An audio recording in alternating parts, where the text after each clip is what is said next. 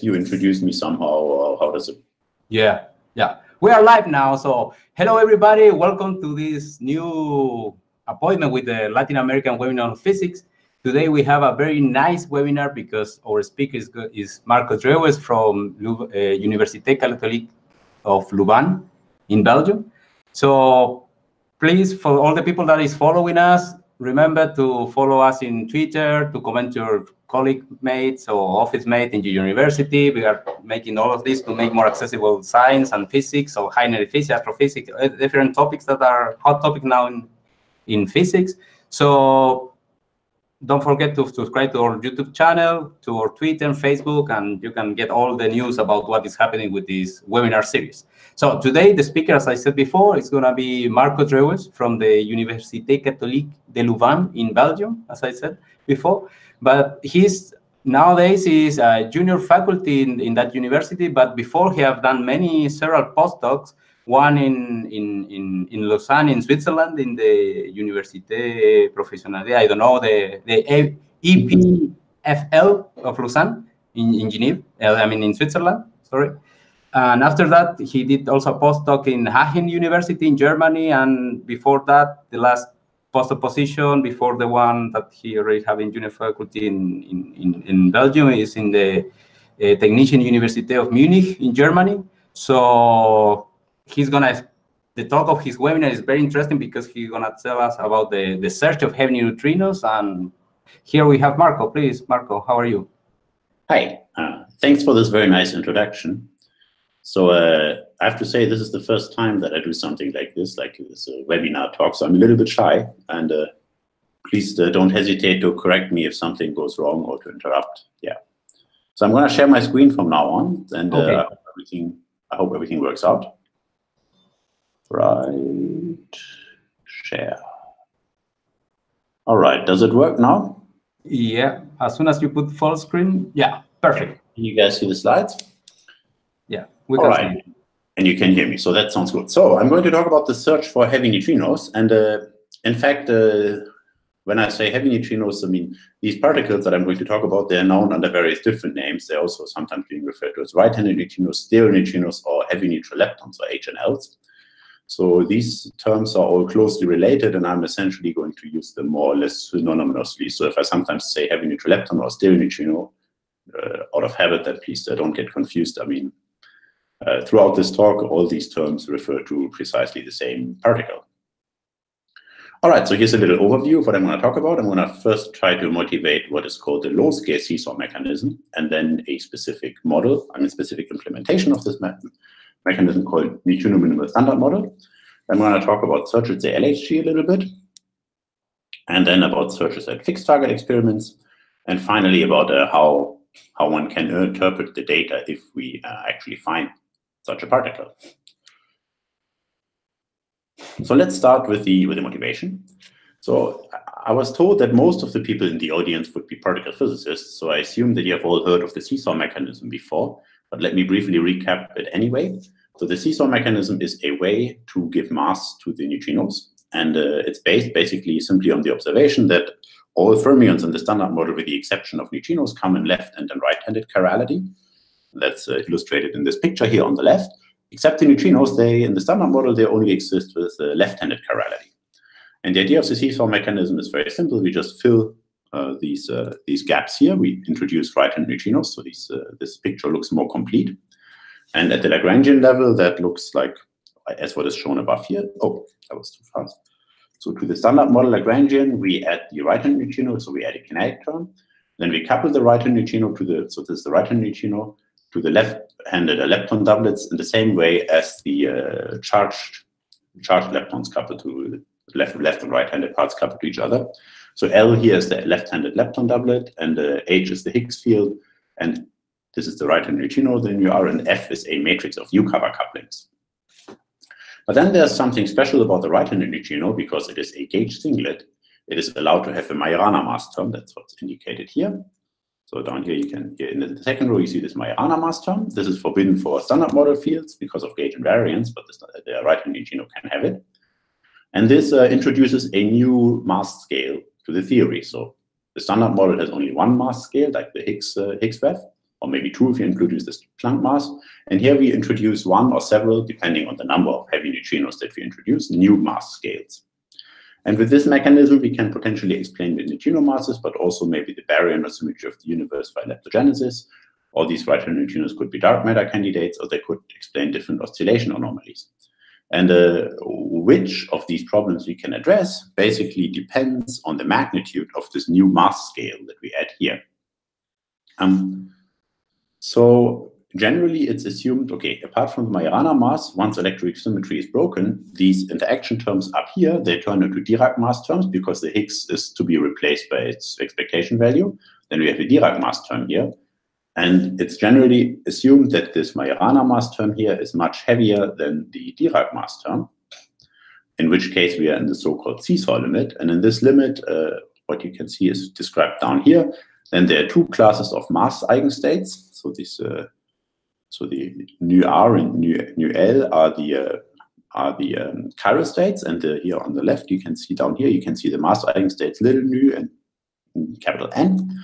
So there are three light mass eigenstates, which are primarily admixtures of admixtures of the left-handed SU2 doublet. So they're mixed by this PM&S neutrino mixing matrix here, and have a small admixture of the right-handed singlet state. And then there are these other states N, which are almost entirely the right-handed singlet states, but have a small admixture of the left-handed SU2 doublet state. And what happens is that these small nu, these states here, they obtain a small mass of the order, well, as described here, where m is the Majorana mass and theta is a small mixing angle that is given by the ratio of the Dirac-Majorana mass. While these heavy states here, they obtain a small interaction. So they, and sometimes you could say the previously massless left-handed neutrino get a small mass, and the previously absolutely interactionless right-handed neutrinos, except for the U-cover coupling, obtain a suppressed form of the weak interaction. And this way we explain the light neutrino masses, and at the same time one predicts that there are these heavy states, N, and these heavy states is what this talk is about. And these heavy states, because they're not entirely sterile anymore, they have this admixture here of the SU2 doublet state, they participate in the weak interaction, but with an amplitude that is suppressed by this mixing angle theta here. All right, so as I said before, it's the first time for me to do something like this. Is it okay in terms of speed and understandability? Does it, because I don't see any of you guys. Is it okay like this? Roberto, is that? Yeah, it's perfect. Yeah. Okay, so let me continue. So thanks for the feedback.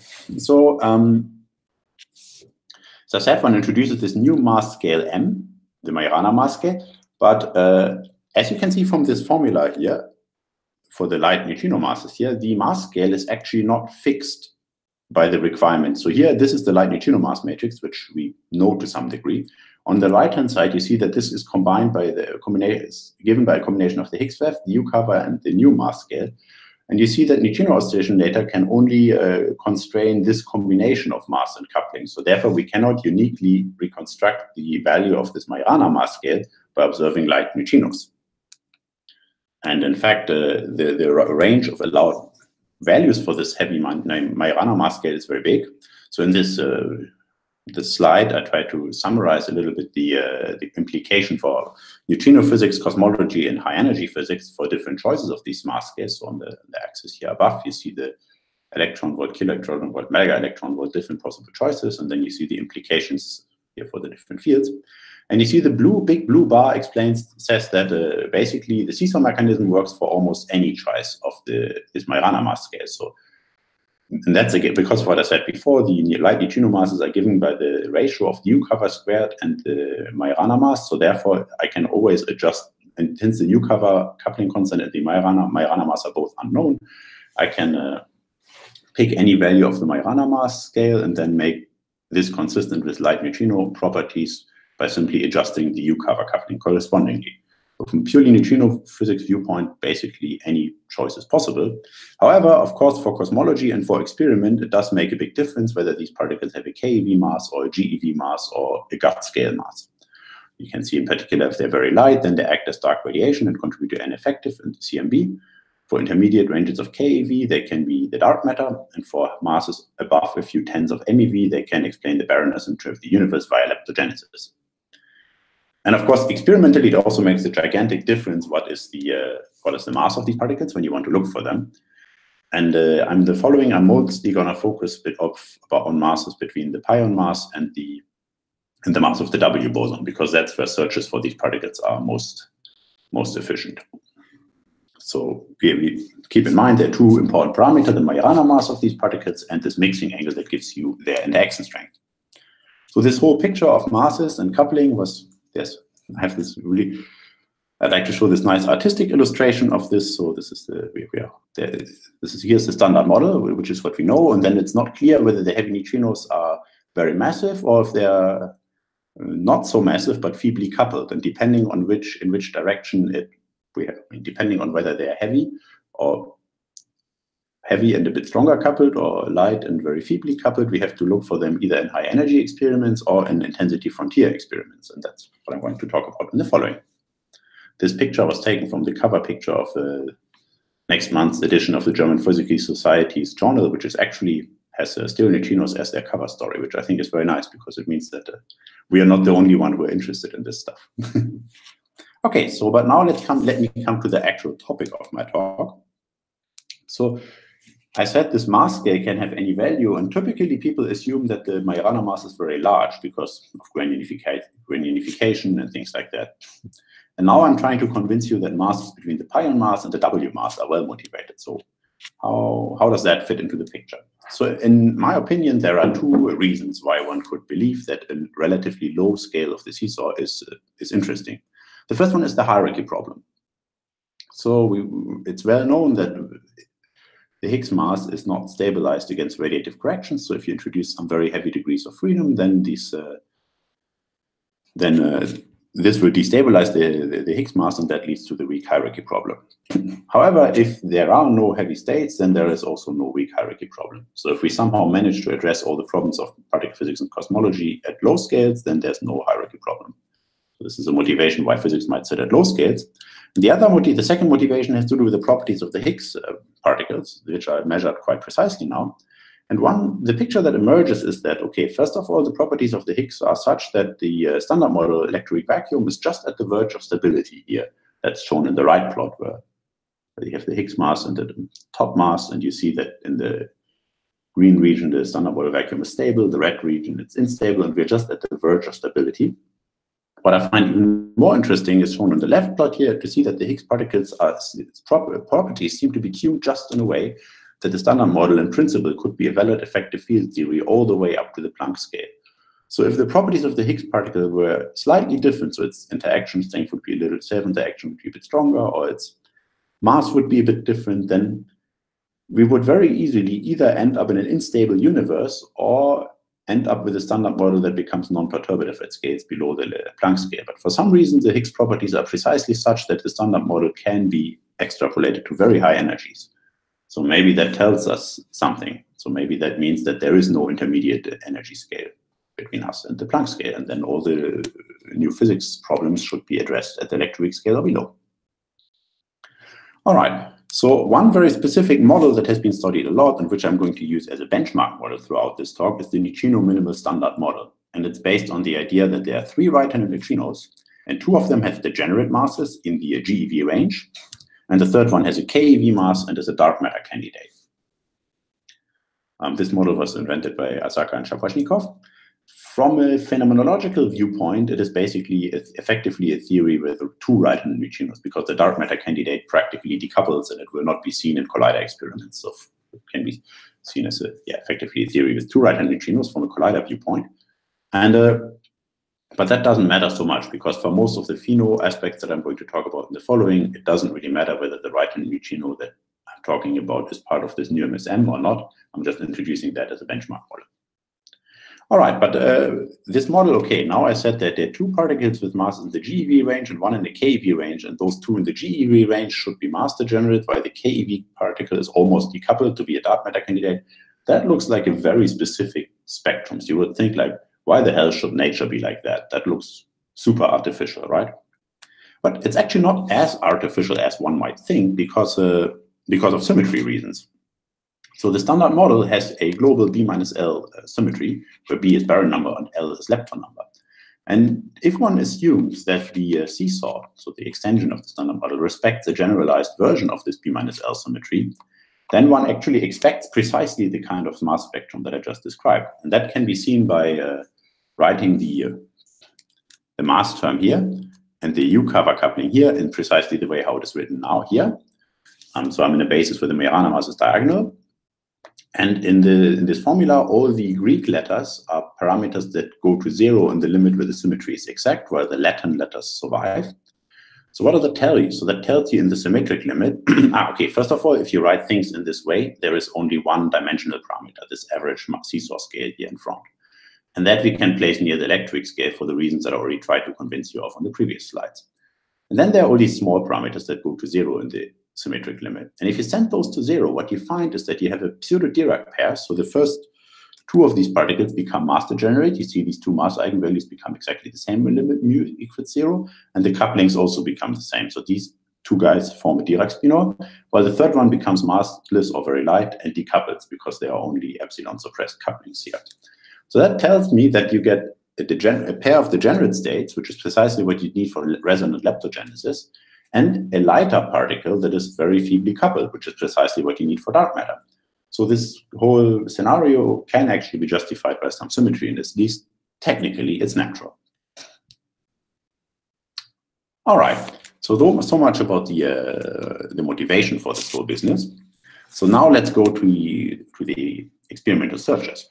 And as I said before, for most of these searches, it doesn't really matter whether the right-hand neutrino is part of this new MSM benchmark model or whether it's embedded in some other model. So the LHC has performed searches already for this, of course. So here you see the most updated limits that I'm aware of from CMS, where the x-axis here is the mass of the heavy neutrino, and the y-axis is the square of the mixing angle with electrons and with muons. These searches are based on this process here. And one thing that you notice is that the bounds, here the green line are the bounds, they are much stronger below the W mass, when the mass is below the W mass than when it's above. And that's very easy to understand. The reason is that then these particles, as shown here, can be produced in the decay of real gauge bosons, and that makes the production at colliders much more efficient. Because of this, in the following, I'm going to focus on the mass range below the W mass. Moreover, I'm going to focus on a pure type 1 seesaw. So that is, the right-handed neutrino can only be produced via its mixing suppressed weak interactions. Of course, there are many theories in which the right-handed neutrino has additional interactions, like left-right symmetric theories and so on. And in those, the phenomenology is different and actually more encouraging because the additional interactions might lead to additional production channels. But I'm going to talk, so to say, about the minimal, most difficult to test seesaw model. All right, so once you have specified the model, and here I've specified this minimal model, but I introduced as new MSM before, one can see what existing constraints there are already. And basically here we are looking at the mass plane spanned by the mass and the mixing with muons. And all the gray area is actually already disfavored by a number of past constraints that are listed here. There are collider constraints, fixed target experiments, neutrino oscillation data, neutrino double beta decay, lepton universality, things like mu-T gamma, CKM unitarity. So the requirement to have a unitary CKM matrix indirectly constrains the leptons because CKM elements are measured via processes that contain leptons, and the interactions of leptons would be affected by the presence of these heavy neutrinos. Electric precision data and Big Bang nucleosynthesis. So Big Bang nucleosynthesis just means that these particles have to decay on time in the early universe, that they don't disturb the formation of light elements in the early universe. So these bounds, yeah. This is gray. This plot was produced for this paper here, where you can find a detailed discussion of all these different bounds. And then there are, of course, collider searches. There are different lines in this plot, one from LHCb, and then some related to the LHC main detectors, Atlas and CMS. So I took the lines here from Brian Schuve's paper and from the Antosh Fischer paper, but here you see a bunch of other papers listed from people that did similar analysis. And one thing that is kind of funny is that, there's one thing that I didn't explain. Between these two blue lines here, the baryon asymmetry of the universe can be explained between these two blue lines that are called leptogenesis in this minimal model. Okay, that's all. So in the entire white region, we can explain the neutrino masses. But between the two blue lines here, this one and that one, we can, in addition, also explain the baryon symmetry of the universe. Sorry, I forgot to say that before. All right, so let's come back to these LHC lines. So we see that the LHCb line in the Atlas looks quite a lot more optimistic than the Atlas and CMS line. But I should warn you, these lines were done by different people under different assumptions, and the LHCb line was done under somewhat more optimistic assumptions about the efficiency of the detectors. So I think it's not really a fair comparison what is being done here. So yeah, one clearly has to state the different assumptions. And to understand this in a bit more detail, we are currently doing our own analysis of this to compare the different LHC experiments in a sort of fair comparison. That's work in progress. So this is displaced. These were searches based on displaced signature. So these heavy neutrinos are long-lived particles. They can be quite long-lived. They can travel quite a significant distance between the point when they're produced in a gauge boson decay and the point where they decay into standard model particles that are observable. So one can look for these displaced decays, in this case for muon tracks from a displaced vertex. And these are preliminary results, how sensitive the LHC could be in this mass versus mixing plane. This is with 300 inverse femtobarn. And for CMS, an interesting question to ask is how much could that improve with a high luminosity LHC? And the answer is this.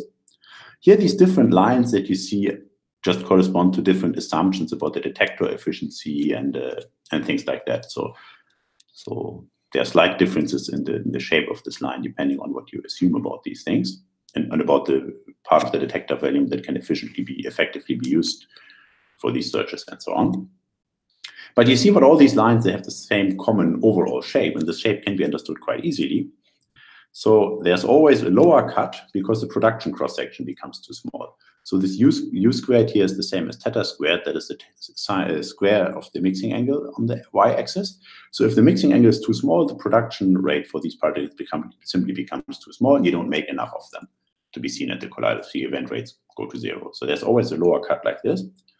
Then this upper right region here, they decay promptly. So they decay too quickly, and one cannot really see the displacement.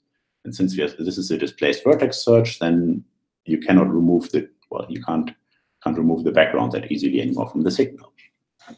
And here down here, they're too long-lived. So if these particles are too long-lived, they're being produced, but they basically fly out of the detector and they decay outside the CMS detector. And if the decay happens outside the CMS detector, you can't see the displaced vertex and you can't see the particle. So that's why all these lines always have this same overall shape. You can understand the physics behind that. All right, so let's put these updated LH expectations for the high luminosity LHC into this picture, and you see very nicely the sensitivity with the high luminosity LHC will become a lot better, and we will be able to enter this cosmologically interesting region where we can explain the baryon asymmetry of the universe. So one thing that I mentioned before, let me go back here, is that in this lower left corner, these particles are too long-lived. They don't decay inside the CMS detector. And people have thought a bit about ways how one could overcome this problem, not only for heavy neutrinos, but also for other long-lived particles. And one way to overcome this problem is Methuselah. So Methuselah is a proposed new detector for the LHC that stands on the surface. So here, this is the, So this gray thing is the surface of the Earth, and underground sits the CMS detector. This is the beam line. The beams collide here, and then a heavy neutrino or another long-lived particle is produced and flies out of the detector. It flies.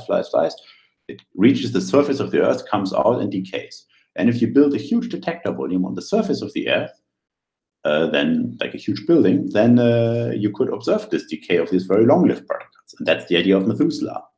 So there's a physics case paper and the letter of intent submitted. And So what Methuselah is basically just a huge thing. It's like 100 or 200 meters long and maybe 20 meters tall. It's surrounded by scintillators, and it has some trackers in the roof, and it just looks for the decay, nothing into something inside this volume. And by observing this, one can cover a bigger range of right-hand neutrino parameters. Now you can see the plot becomes a lot more crowded, because in the previous version of the plot I only showed existing experiments, while now I added all sorts of future proposals, including Methuselah. So Methuselah is sitting here. There are similar proposals to look for long-lived particles called codex B and phasor, and there's another one called LX3 that I forgot to add here. So there are several proposals. Methuselah is one of them. And you can see with Methuselah, one could explore the relatively low mass ratio of a few GeV, while Atlas and CMS, they operate more up here.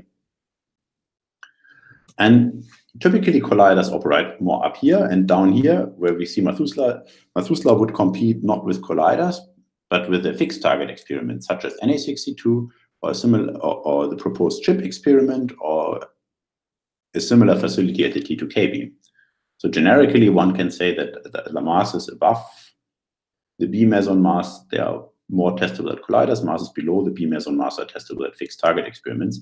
But Methuselah is an exception for this because it could make a collider sensitive at masses below at low masses. Okay, later I will talk about fixed target experiments, but let me first finish the chapter about colliders. So in this very messy, crowded plot, you don't only see the LHC lines that we talked about before, you also see additional lines for future colliders. So as always, future colliders can do everything better because they have more energy, more luminosity, and they're just more awesome. So you see these lines for future colliders, they could probe quite deeply into this. So both the Chinese and the European version of a new circular collider could probe deeply into this parameter space, and even the ISC could probe some part of the cosmologically relevant region. Before moving on to the idea to look for these particles in fixed target experiments, let me propose one more idea that is a bit, let's say, unconventional that we had last year, and that is one could also look for these particles in heavy ion collisions. So here I've listed the pros and cons of this idea to look for for long-lived particles or heavy neutrinos in heavy ion runs. So on the left, we see the cons. So obviously, heavy ion collisions are known to have a high track multiplicity. If you've ever seen a picture of a lead-lead collision, you will see that there are a lot of tracks. However, this is not such a big problem because the high luminosity LHC, because of pileup, will actually have a comparable track multiplicity as a heavy ion collision. So with a high luminosity LHC, the track multiplicity disadvantages of heavy ion collision as compared to proton collisions is actually not so big anymore. Then, of course, there are other disadvantages. The instantaneous luminosity during heavy ion collisions is lower. This collision energy is slightly lower because there are neutrons in the nuclei, and the scheduled runs are shorter. I'm not going to talk about the last one because this is obviously a political, not a science question. But then there are also some pros. First of all, in each collision, because each nucleus has a lot of nucleons in it, so A nucleons. If you collide two nuclei, there's an A square enhancement due to the number of nucleons in each nucleons in each nucleus. And that, to some degree, overcomes the low instantaneous luminosity. Then there is no pileup in heavy ion collisions, which is an advantage for the background reduction. And finally, because of the lower luminosity, one can operate the main detectors with much lower triggers. So let's see where that leads us. So here's a table with a lot of numbers. Let me guide you through this table a little bit. So each row in this table corresponds to a specific ion that one could potentially collide, starting with hydrogen. So that's standard proton collisions, down to lead. And then the most important columns in this table are the ones that I've marked here. So the one marked in blue here gives you the cross-section, including this A squared enhancement factor due to the number of nucleons in each nucleus. You can see there lead greatly outperforms protons. So there's like 1,000 versus 0.056. So here it looks like lead is actually much better from that viewpoint, just because of the nucleon enhancement. However, the instantaneous luminosity, the next two columns which I have not marked, name the instantaneous, the starting luminosity and the sort of beam lifetime. And from these two quantities, you can calculate what is in the green column, namely the average instantaneous luminosity. And there you see that it's the other way around. So actually, even though the cross-section is huge for lead nuclei, the luminosity, the average luminosity is actually much, much lower. So here, protons win. And the last column basically summarizes all this information and tells you how many events, roughly tells you how many events you would expect, normalized to what you get for protons. So this is for protons, and you see lead loses, and the heavier the ion, you just lose. So then you might think, okay, it's pointless. Obviously, the lower luminosity is, so the benefit of the A square enhancement is not enough to compensate for the luminosity. That's not so surprising, because otherwise people would have been colliding heavy ions all the time to look for new particles. However, there are these other advantages that I mentioned. One of them is that there's no pileup.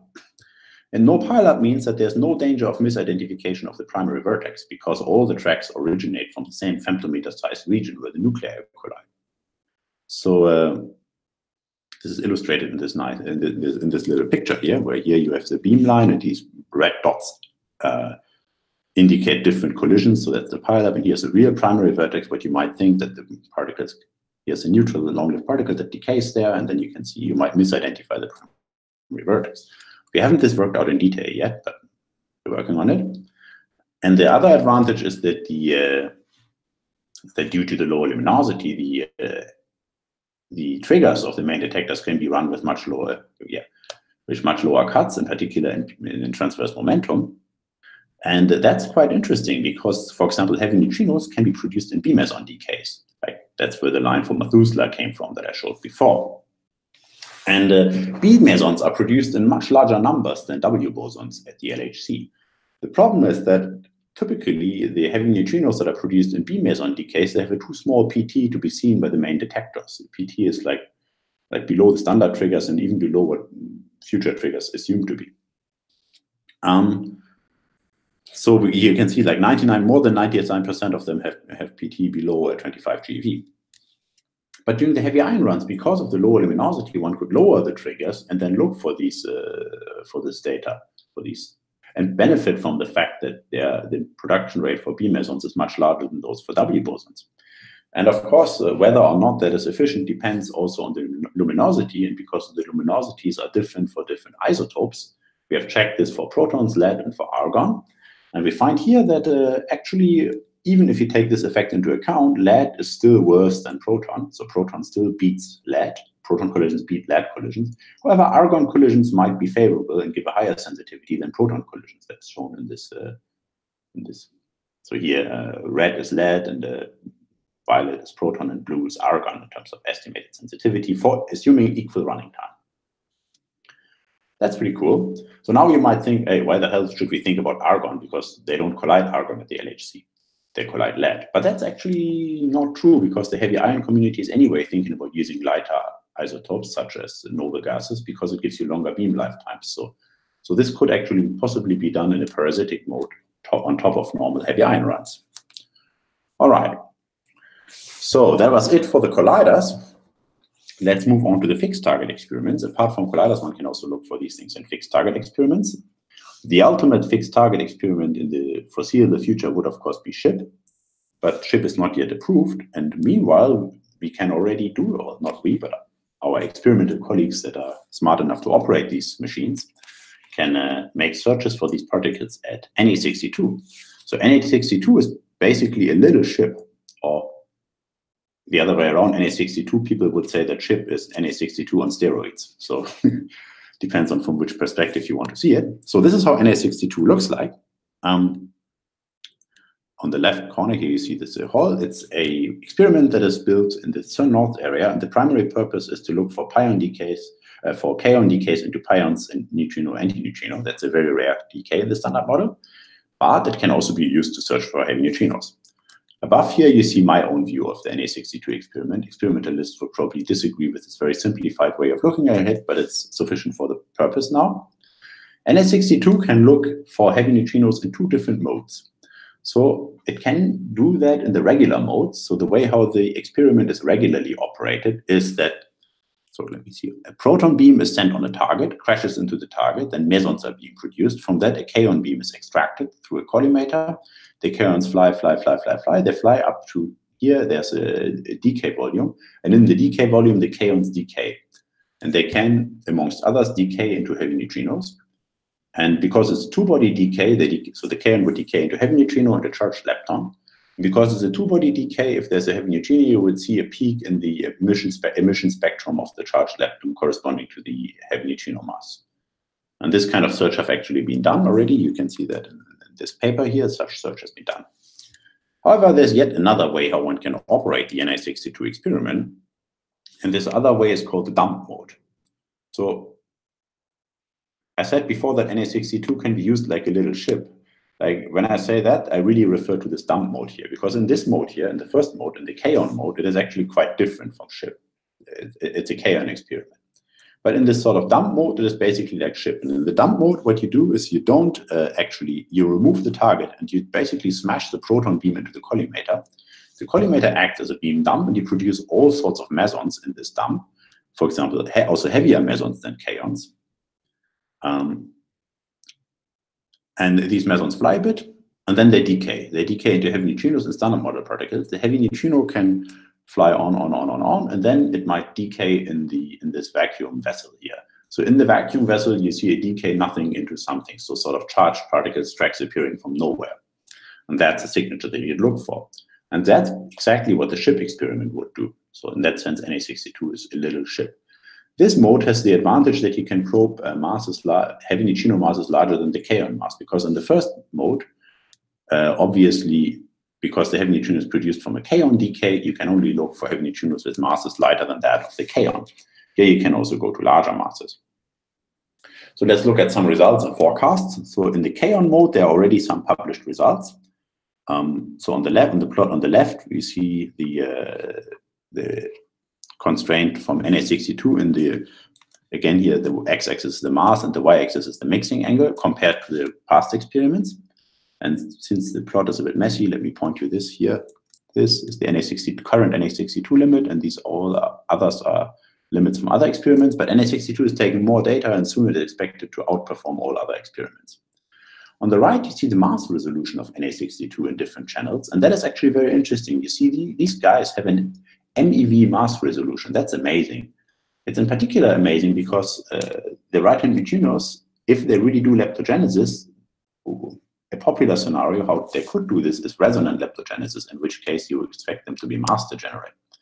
And if they're mass degenerate, then quasi-degenerate masses, then a good mass resolution is precisely what you need in order to distinguish the signal from the two heavy neutrinos, because they sit almost on the same mass shell.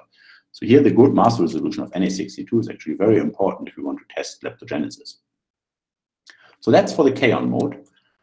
And then this is for the dump mode. For the dump mode, there's no published data, but there are some forecasts here. You see that on the left, you see how again, the mass versus mixing plane, how Na62 will improve the bounds on the mixing with muons. You see this.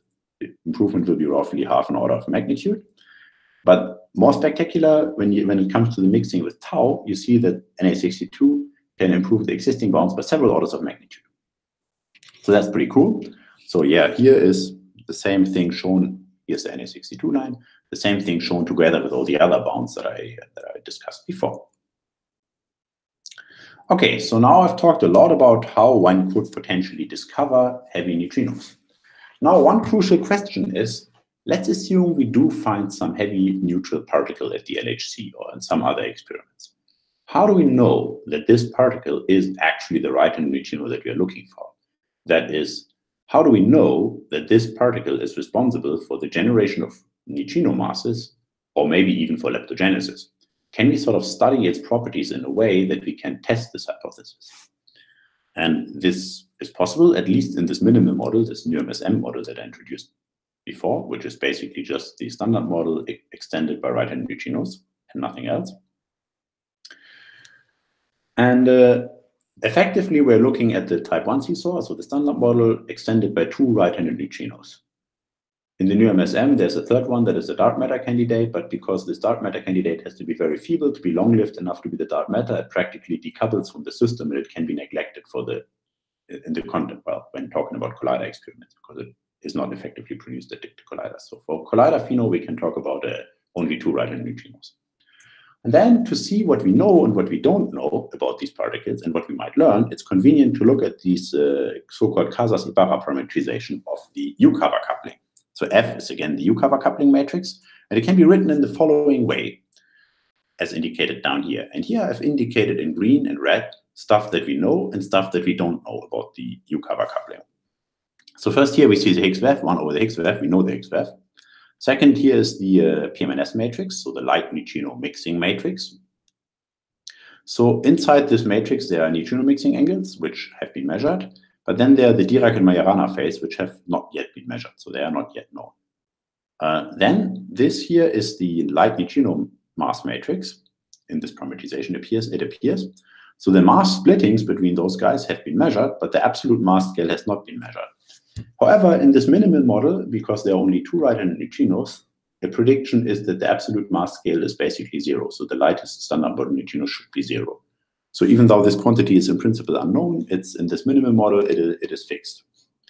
Then in this matrix R, R is a complex rotation matrix that is parameterized by a single complex angle, the complex mixing angle that I call omega. And then on the right here, this is the mass matrix for the heavy neutrinos. And there are 2 eigenvalues because they're 2 heavy neutrinos, but instead of considering those 2 eigenvalues, one can also consider the average mass and the splitting between these 2 eigenvalues. That is convenient because, as I discussed before, for leptogenesis and also for this B minus L symmetry reasons, it is expected that these particles should be mass degenerate, so they should have quasi-degenerate masses. And then it's more convenient to look at the average mass and the splitting than about the mass of one and the other.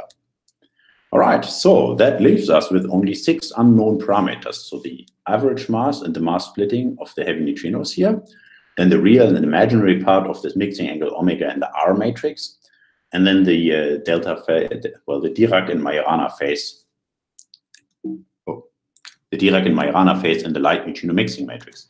Note that in the model with 2 right-handed neutrinos, there's only 1 Majorana phase. All right, so let's see which of these parameters can be measured. So the first 2 are masses of particles. Once we discover the particles, we can measure their masses. So at least these are in principle measurable. So 2 of them are measurable. So then the real part of this mixing angle in R, it basically tells us if there are 2 right-handed neutrino N1 and N2, how strong the couplings of N1 are relative to the couplings of N2. So assuming that we discover both of them, we can constrain this parameter because we can just measure the relative size of their coupling. The imaginary part of this angle gives us the overall coupling strength of this heavy neutrino. So what's the overall normalization of their coupling strength? Also that we will know if these particles are discovered. And then there are these phases. So the Dirac phase delta can be measured from neutrino oscillation experiments and will be measured in foreseeable time, as expected. The Majorana phase cannot be directly accessed. However, the Dirac and Majorana phase together, they are not only responsible for CP violation, but they also decide about how the flavor mixing pattern of the heavy neutrinos is. So by measuring the heavy neutrino mixing to individual standard model flavors, electron, mu, and tau, we can indirectly measure the Majorana phase alpha. So then all of these parameters are in principle measurable. But, okay, sorry about that. But of course, in practice, if these particles are mass degenerate, it might be difficult in practice to measure the mass splitting directly. Moreover, it might also, if they are not distinguishable, it might also be difficult to perform this measurement that gives us the real part of the angle, this mixing angle, to compare the size of their couplings. If we can't properly distinguish the resonances in the collider, these 2 quantities, delta M and real part omega, will most likely have huge error bars. However, we could try to help out with other observables. It turns out that the neutrino's double beta decay can be sensitive to the real part of omega. So what you see, so various people have studied the connection between these heavy neutrinos and neutrinoless double beta decay. And here's a list of references. And here, in this figure, you see the plot from this paper down here, where you see the x-axis is the mass of the lightest neutrino, assuming normal mass ordering, and the y-axis is this quantity m beta beta that gives you the rate of neutrinoless double beta decay. And in the standard model, you would only have this blue band, which you might have seen in other plots before. But you see if these have at the right-hand neutrino, all sorts of, each point represents an allowed parameter choice. You can see parameter choices all over the place. You can get a rate of neutrinoless double beta decay that is quite different from that predicted by the standard scenario. The color of these points simply indicates how much fine-tuning you need to achieve this or that value. And you can see that there's a chance to observe a non-standard value of neutrinoless double beta decay. And from that, you could learn something about this real part of omega. The other quantity that is hard to measure is this delta M, the splitting between the 2 masses. And to illustrate that, here, so in this plot, what I'm showing you is for normal and inverted hierarchy. Okay, As I mentioned, leptogenesis is one reason to assume that these particles should have quasi-degenerate masses, because then you can do resonant version of leptogenesis. And then the question is, how degenerate do these particles have to be to do successful leptogenesis? And the answer to this question is in these two plots for normal inverted ordering, where the x-axis is the mass splitting of these two heavy neutrinos, and the y-axis is u squared, is the overall strength of the mixing angle, summed over the standard model flavors. So the red area here below is forbidden because there you can't explain the light neutrino masses. And in the entire blue area, in both of these plots, you can do leptogenesis. And as you can see from the scale of the x-axis, you actually do need quite small mass splittings for leptogenesis in this minimal model. So it might be quite tricky to resolve that experimentally, even with Na62. However, that doesn't mean that there's no hope.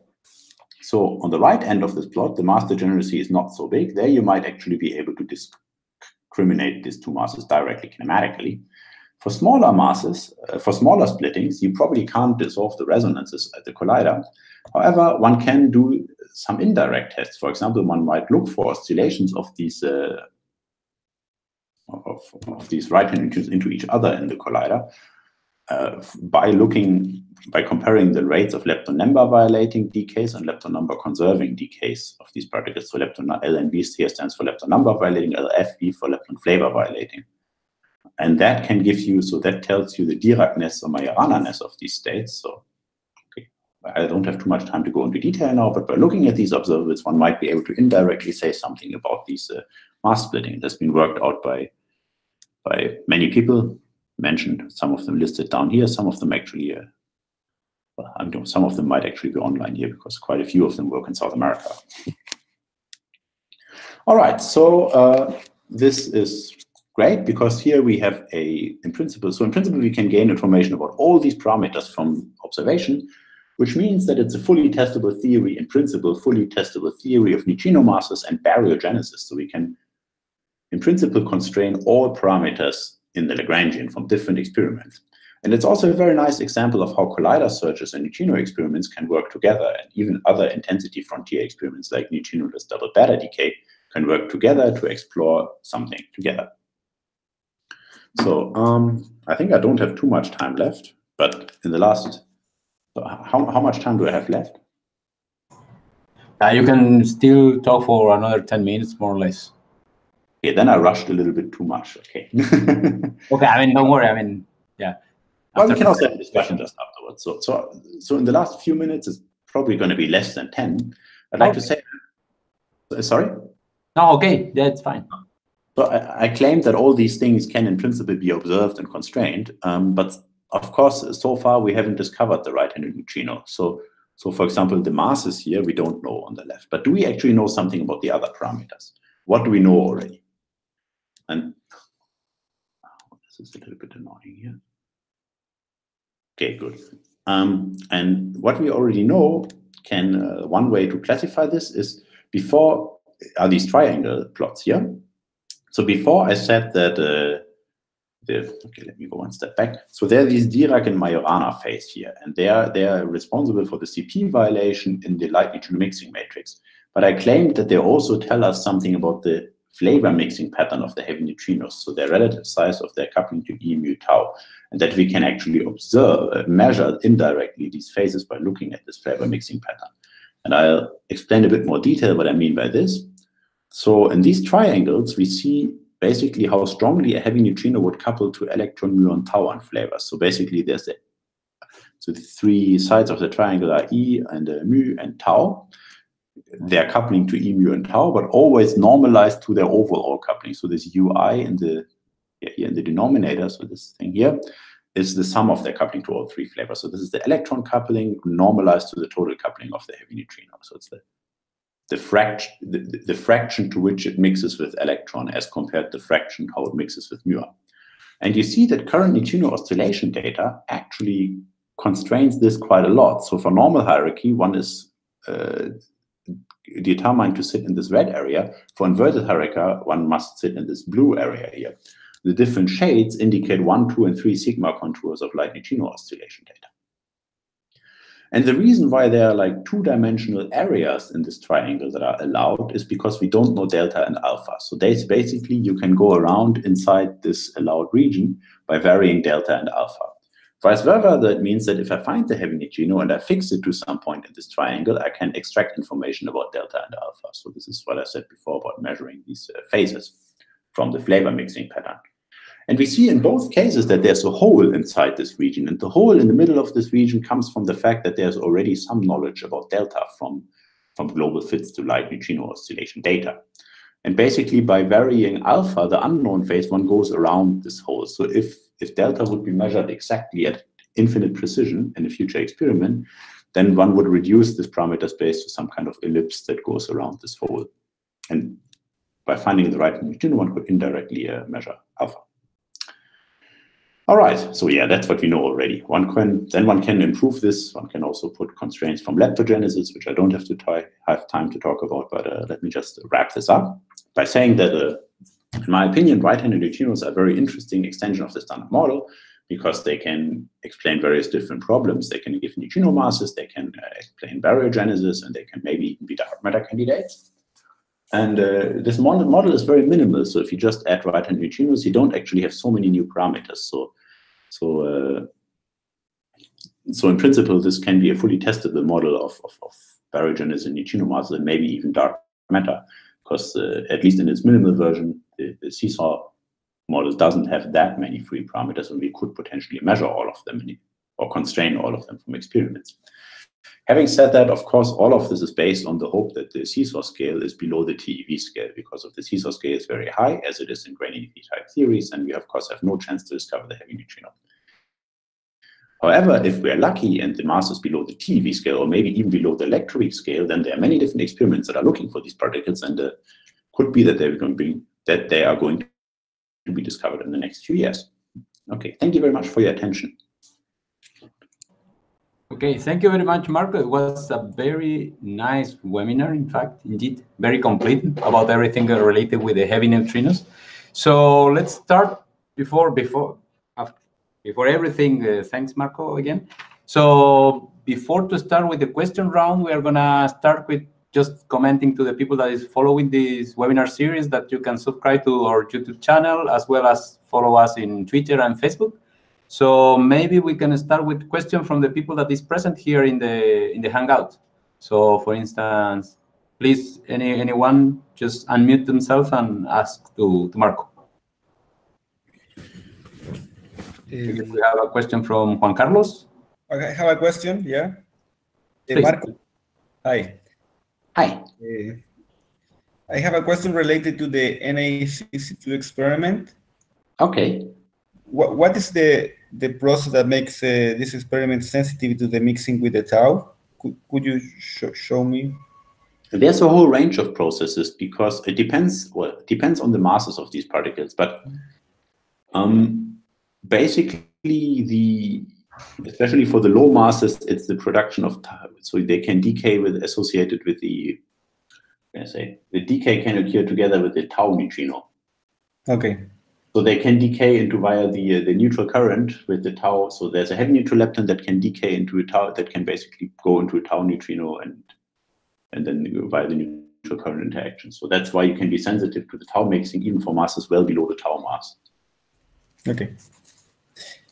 And what was the mass range? Could you show me the slide again, please, just to check? You mean this? So this is for this dump mode. Yeah. Okay, so up to 1 GeV. Yeah, okay, wait a second. The cut here on the right-hand side is actually the D-meson mass. So basically, the main production channel here is in the decay D-meson. And if these guys are heavier than the D-meson, then they can only be produced in B-meson decays. And that is far less efficient at Na62. So basically, the cutoff is given by the D-meson threshold. Okay, thank you. So is there any other question for Marco? Because, yeah. Okay, I have a question. Just take advantage that I am also the host of the chairman of the webinar. So Marco, a question very kind of in this experiment like Methuselah and so on, do you expect also to observe some signal related with stellar neutrino, for instance, since it's a, let's say, a surface detector from signature from cosmic rays itself? Because I remember also in the case of IceCube, they have searches for stellar neutrino, but I don't know in the case of Methuselah if or NA62 or something like that, to get extra observables, let's say.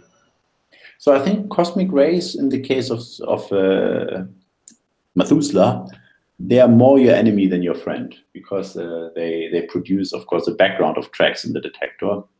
So this is not so bad, because the tracks obviously most likely don't originate from the LHC collision point, so they can be reduced. But my understanding, I mean, I'm not an experimentalist, so I'm not okay, I'm just a theorist. So, but my understanding is that here, for the sake of Methuselah, cosmic rays are more of a problem than a benefit, because it's probably true that you might get some additional events due to collisions from cosmic rays, but I think in overall we better not to have them, because they produce a background. They produce a background for the experiment. I mean, as I said, the studies have shown that this background is not going to be a big problem. It can be reduced by removing everything that that doesn't come from the interaction point and so on. But still, it would be better not to have them. Yeah. So I would say it may. Yeah. So to answer briefly, so from my understanding, it might be that you get a few extra events from that, but I think the disadvantage that cosmic rays bring with them is bigger than the advantages that they bring with them. And I think these few extra events that you might get would probably, in the data reduction, fall victim to those cuts that are meant to remove cosmic rays, I suppose. I don't know if anybody has thought about this, to be honest. I've never thought about this, to be honest. But so I'm just doing an educated guess, and my guess would be that you will not be able to make too much use of such events, because basically you want to remove everything that looks cosmic ray-like, so that you can do a background-free analysis of the LHC events. But yeah, that's just my first guess. Does that answer your question?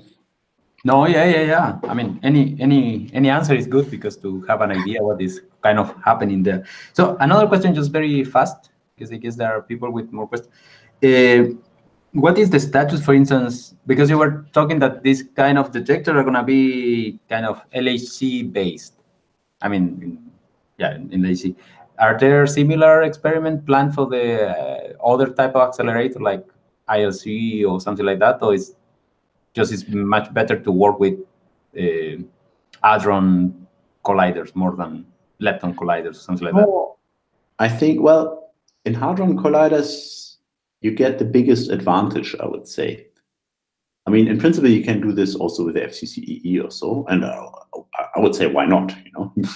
I mean, in Hadron Colliders, you get, I think the reason why one gets a bigger effect in a bigger advantage in Hadron Colliders is because Methuselah has two advantages. First of all, it can look for long-lived things, because it's far away from the collision point.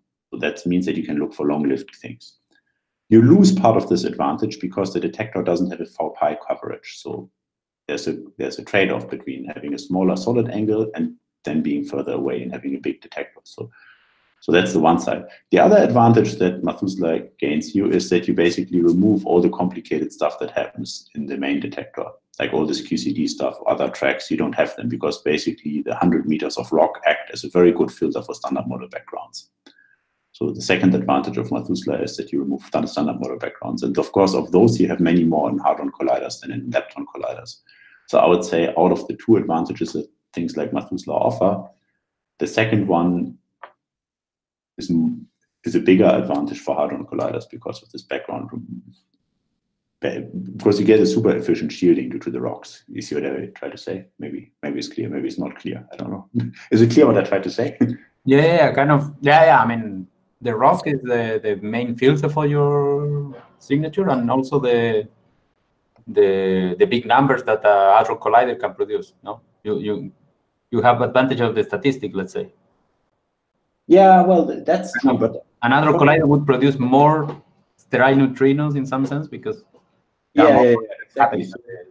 So there's of course a generic argument that the more luminosity you have, the more you see, right? And So yeah, so for me, I mainly think about it for LHC, but of course, there's nothing that prevents you from building such a thing at a future lepton or hadron collider. I would say you gain more for hadron colliders, but I think it's still nice for lepton colliders as well. So. Yeah. So people from here from Hangout, do they have more questions? And also for the people in YouTube, I forgot to mention that you can ask questions via the YouTube chat. So you can write it now while we are in this first round of questions. I guess we have a question from Joel Jones. Yes, thank you.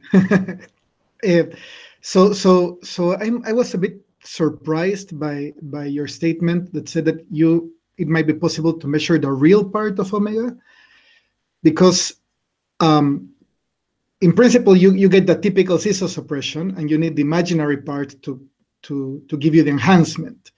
Mm-hmm. Right? So from what I've seen is that once you make omega large, right? I mean, omega is connected to a hyperbolic sine or a cosine, right? So yes. for large omega, right, it's the same thing, a hyperbolic sine or a cosine. So what I found is that the real part ends up being like an overall phase, right? That might appear in neutrino less double beta decay, right? But from neutrino less double beta decay, I think that the mass difference is more important, right, than the real part of omega.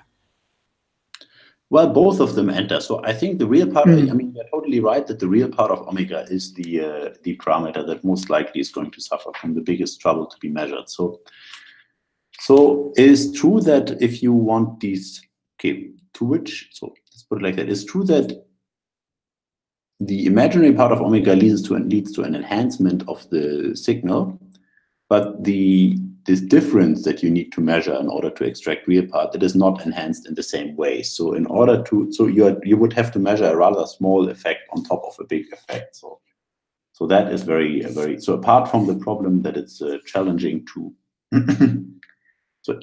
when it comes to the total mixing of these particles, over flavors, then indeed it is a very challenging measurement, I would say. Right. So in principle, to be able to do that, you would have, let's say, you would need to be able to measure delta M very, very precisely, such that. Yes. Yeah. So if delta M is very small, then it will be extremely difficult, if not impossible, to measure the real part of omega.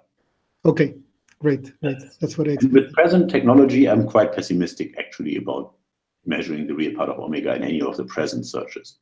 But the reason why I emphasize this, what I call maybe slightly over-optimistically full testability, is that to me it's a big difference if something is in principle measurable or if it's absolutely impossible. Like if the seesaw would be at the gut scale, we can't see these particles and that's it.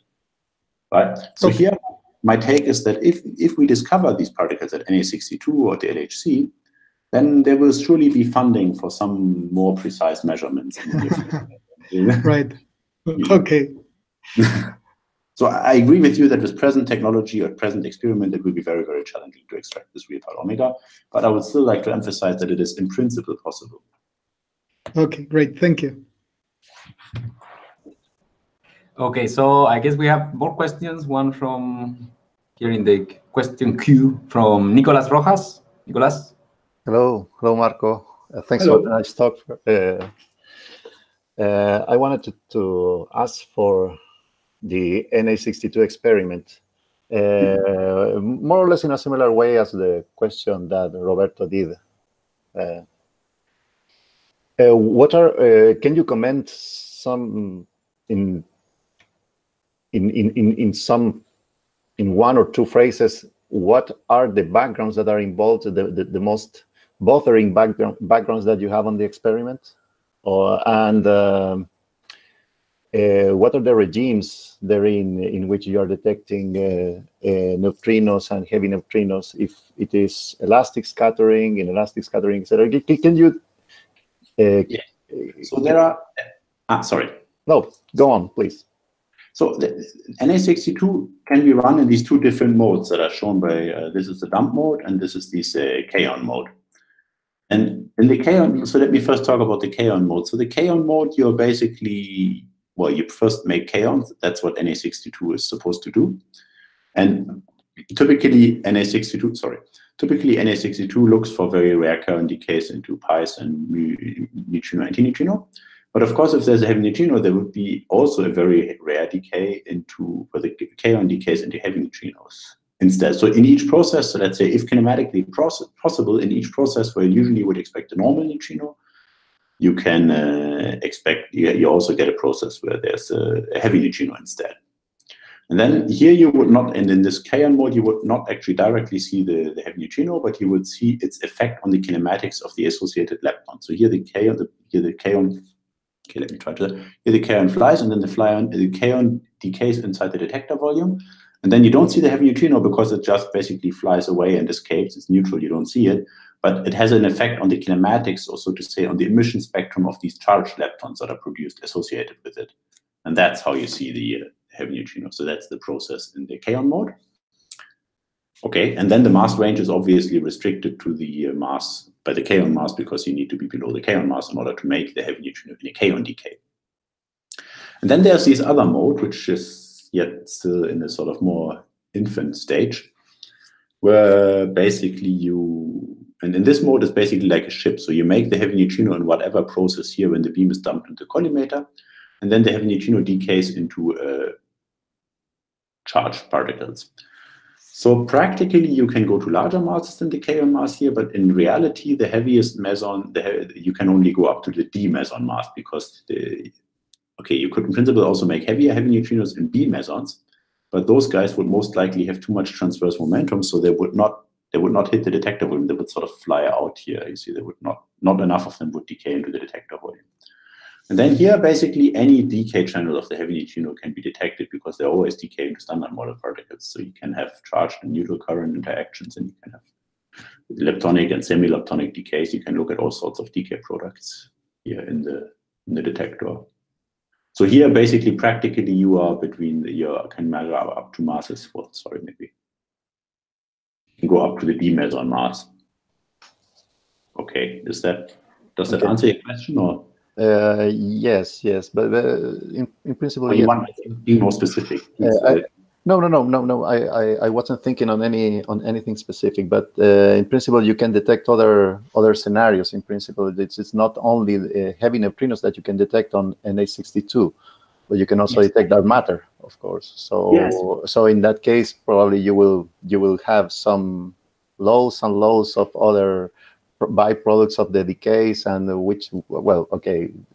you can always have many byproducts of many of your decays, but I wanted that you comment me on which could be those byproducts that can mess up your measurements. You mean when you have other standard? You mean, okay? Do you mean non-standard model backgrounds like dark matter, or standard model backgrounds? Well, okay, I can rephrase my question into the non-standard model backgrounds. That is interesting as well. Okay, I have not thought about that, to be honest, because, okay, so far nobody has seen any physics beyond the standard model. So if we see anything, everybody would be super excited, I guess. And I mean, if you see something, of course, the problem with this kind of, the problem with this kind of things is that you only see the decay of this particle. So it's a bit tricky to identify what exactly you saw. That would be better for things like Methuselah, because in Methuselah, you can find the lepton from the primary and from the secondary vertex here, from the production of the heavy neutrino and from the decay. So you could, in Methuselah, the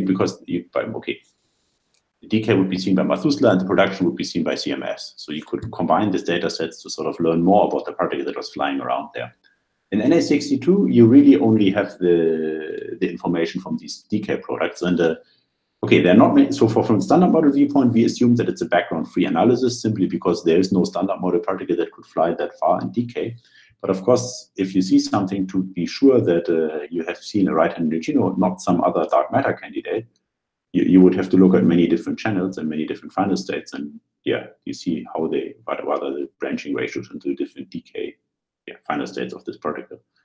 But yeah, I don't don't know. Yeah, if I mean, I would be happy if anything is discovered. If it's not the heavy neutrino, it's also great. So. Okay, thanks.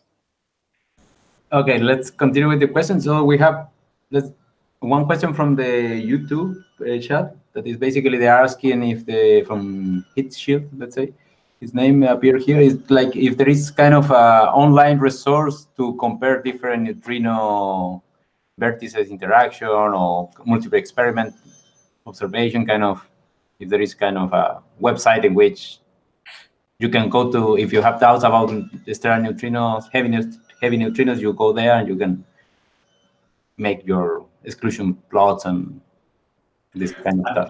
I'm not aware of such a website. I mean, there are several papers that summarize the existing bounds. I mean, on the blog, I provided some reference for reviews. I mean, some of them older, some of them newer. There are various different lines shown in these reviews, and well, some of them. So yeah, let's say that we can refer them to go to the blog post and check the reference there.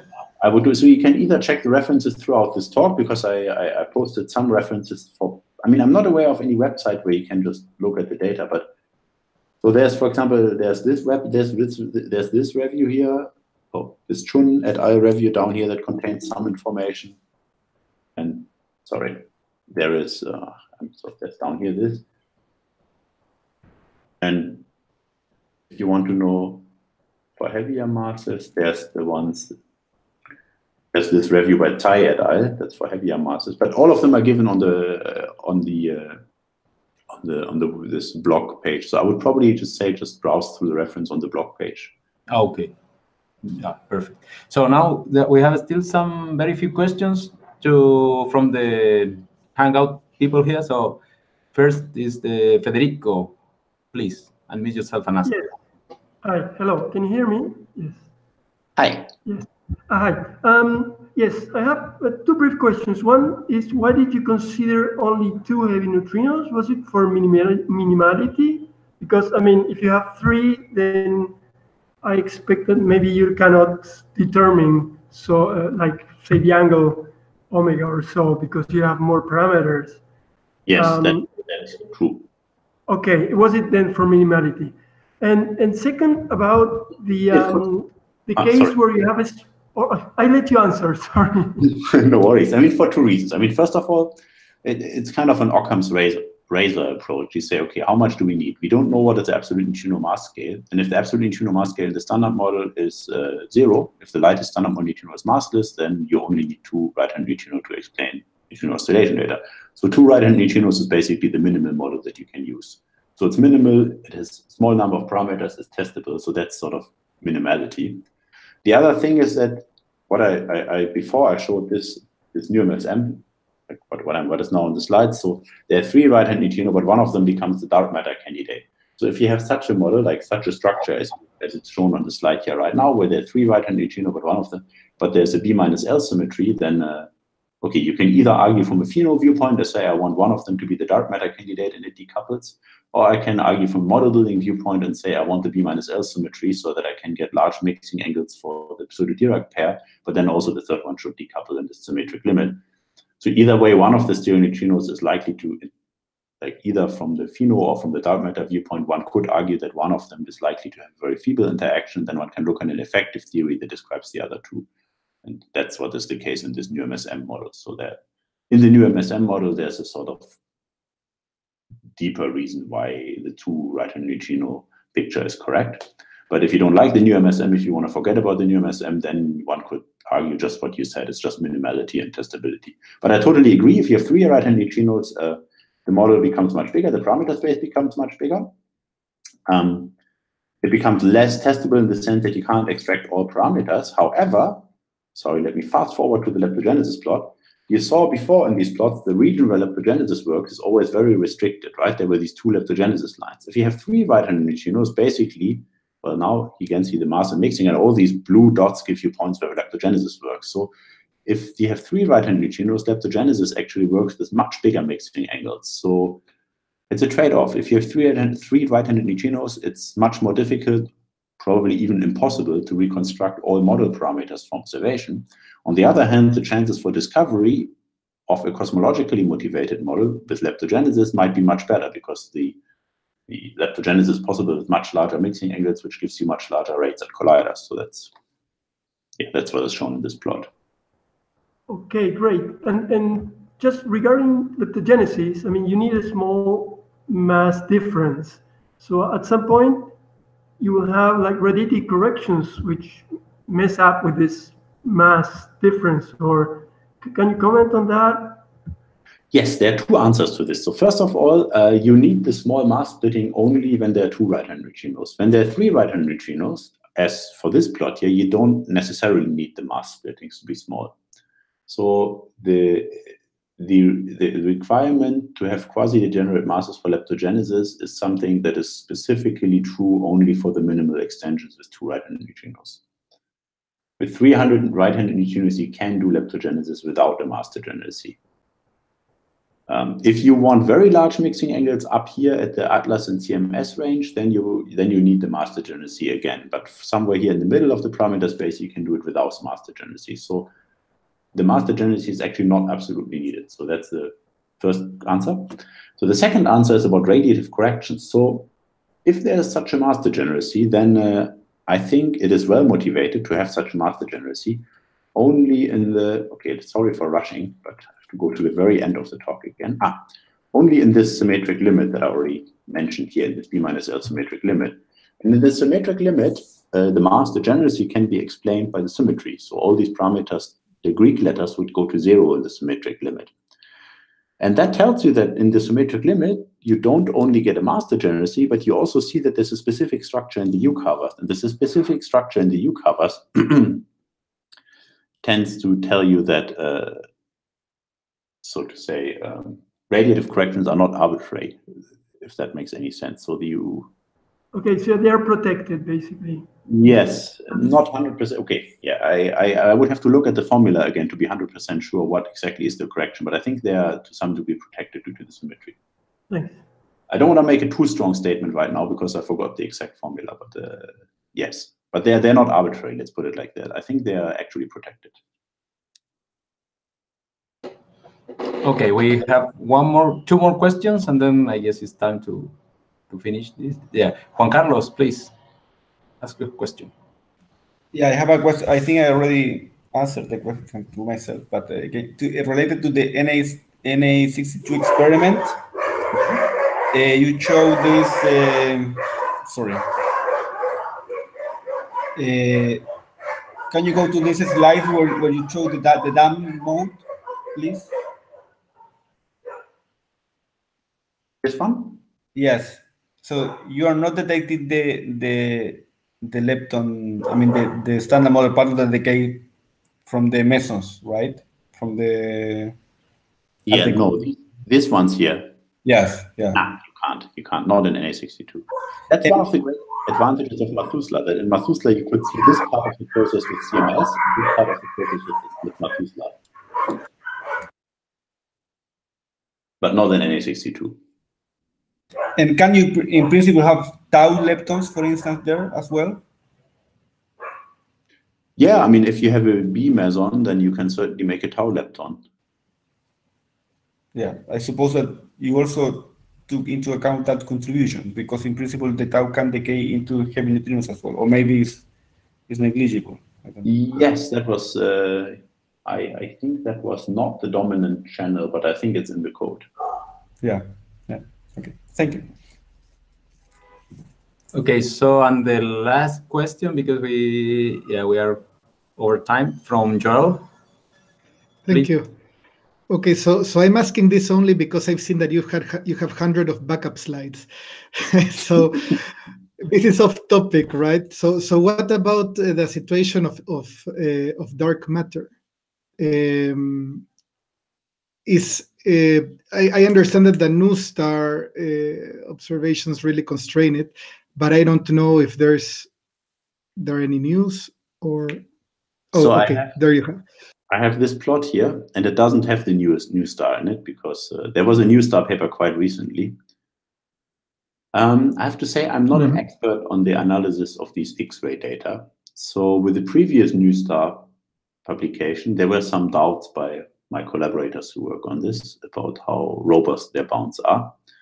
The newest ones, I have not talked to sort of, let's say, my expert collaborators yet. So what is true is that if you take the new star bound series, the latest publication, then they would cut away a fair bit of. So in this plot, in this plot, x-axis is again the mass and y-axis is the mixing, and then the blue dot here is this claimed 3.5 kV emission through line, and around it there's a range of allowed parameters, and here to the left you're ruled out by Lyman alpha, and below the blue line, so here to the left this is ruled out by Lyman alpha, and below the green line is ruled out by by BBN. So basically you're constrained to this in the minimal model, where in the new MSM model you're constrained to this triangle here, and the new star observations indeed seem to rule out some part of this triangle.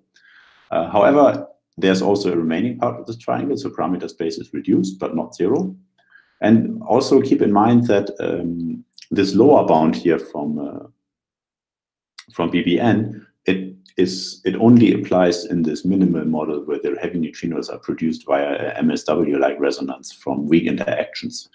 If the heavy neutrino is produced, so if the stereo neutrino dark matter is produced, let's say, in the decay of some heavier particle in the early universe, then this green line down here is basically disappears. And also these structure formation bounds here on the left become much weaker. So I would say that stereo neutrino dark matter within the framework of the minimal neutrino minimal standard model is a bit under pressure, even though there's still viable parameter space, while stereo neutrino dark matter in general has a lot more air to breathe. But even the new MSM, there's still quite some parameter space left, so it's not impossible. Okay, super. Thank you very much. Okay, so I think that is all for today. Again, Marco, was very nice webinar, and also you did a lot of working here with answering all the questions that we had. There were many. So first of all, thank you to you. For I couldn't answer all of them perfectly. I fear, like but yeah. If somebody has wants a follow up, please feel free to email me. Yeah, we are gonna put this information also in the blog post, also your slides if you send it there.